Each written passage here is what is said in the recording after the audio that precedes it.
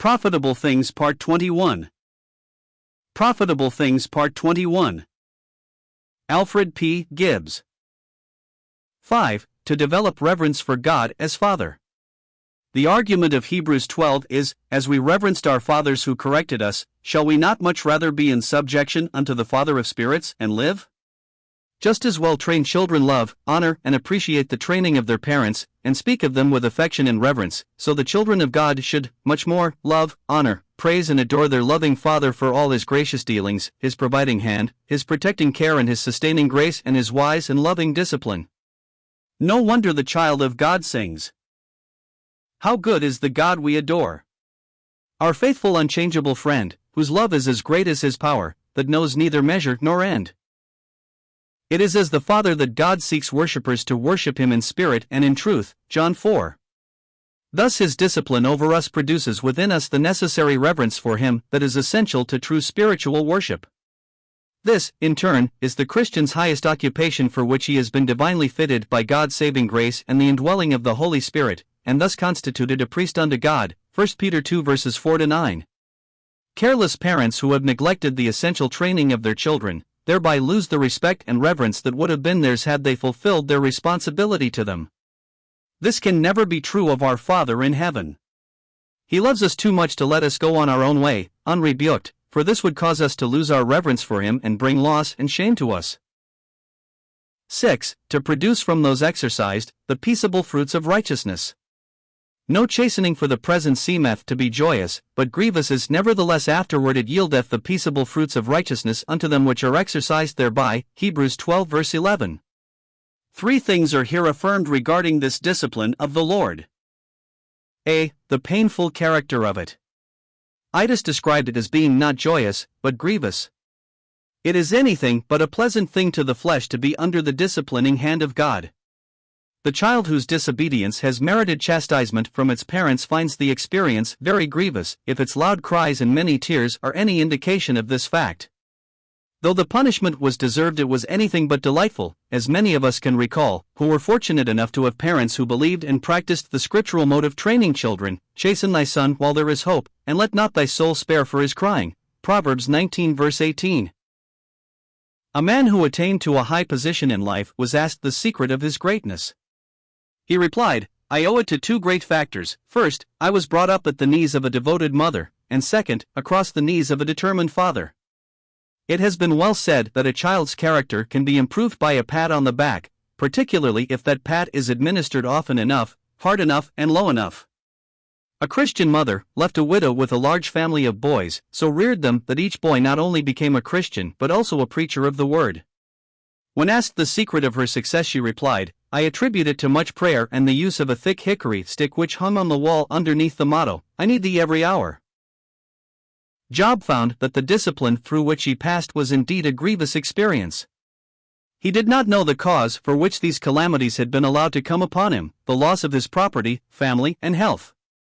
But in the midst of his sore trial he cried, "He knoweth the way that I take, when He hath tried me I shall come forth as gold." Job 23 verse 10. Joseph also was allowed to pass through a painful experience of suffering. He was sold by his brethren into slavery, falsely accused by a wicked woman and sentenced to a term of imprisonment. Truly, it was not a joyous but a most grievous experience for him. Nor could he see, at the time, the purpose for which these things had been allowed to take place. The trial of a Christian's faith, love and obedience is not a welcome one, but he may rest assured it is a necessary one, or it would not have been allowed. Paul, by the Spirit, assures the believer, "And we know that all things work together for good to them that love God, to them who are the called according to His purpose." Romans 8 verse 28. Happy indeed is that child whose parents love him too much to let him have his own way. B. The peaceable fruits from it. This is only realized afterward. It was the peaceable fruits of the afterward that God had in mind when He permitted the discipline, "For known unto God are all His works from the beginning of the world." Acts 15 verse 18. We are told that God blessed the latter end of Job more than his beginning, Job 42 verse 12. He emerged from his grievous experience to bless the hand that guided and bless the heart that planned.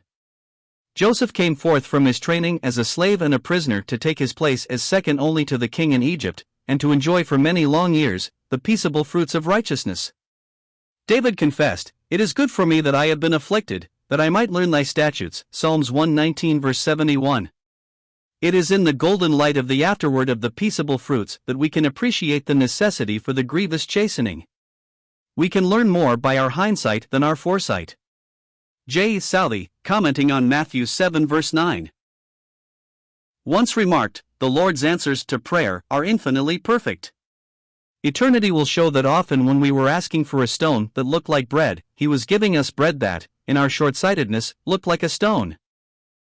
All God's dealings with His people are for their ultimate good, for we are told, though He cause grief, yet will He have compassion according to the multitude of His mercies. For He doth not afflict willingly, nor grieve the children of men. Lamb 3:32-33. The Christian learns far more from his bumps than from his books. William Cowper, the Christian poet of a century ago, expressed it concisely when he wrote, "Ye fearful saints, fresh courage take, the clouds you so much dread, are big with mercy, and shall break in blessings on your head." His purposes will ripen fast, unfolding every hour. The bud may have a bitter taste, but sweet will be the flower. Blind unbelief is sure to err, and scan His work in vain. God is His own interpreter, and He will make it plain. C. The necessary condition with it. To those who are exercised thereby. Many a Christian, when passing through a period of chastening, cries, "How can I get out of this?" How much better it would have been if he had asked, "What can I get out of this?" Spiritual exercise, on the part of the believer, is therefore an essential condition if he is to appreciate the good which God had in mind when permitting the experience. Therefore the need for the exhortation, "Despise not thou the chastening of the Lord, nor faint when thou art rebuked of Him." Hebrews 12 verse 5. Not till the loom is silent, and the shuttle cease to fly, shall God unroll the canvas, and explain the reason why. The dark threads were as needful, in the weaver's skillful hand, as the threads of gold and silver in the pattern He has planned. There is always the danger that a Christian, instead of being exercised before God, becomes resentful and embittered as he experiences the chastening hand of his Father. This results in a loss of communion with its consequent joy and fruitlessness. There are many Christians today whom God has had to put on the shelf, as being of no further use to Him because of this very thing. Perhaps some financial reverses, or the sorrow which comes from the loss of a loved one, or the loss of his own health, has caused him to rebel against the will of God.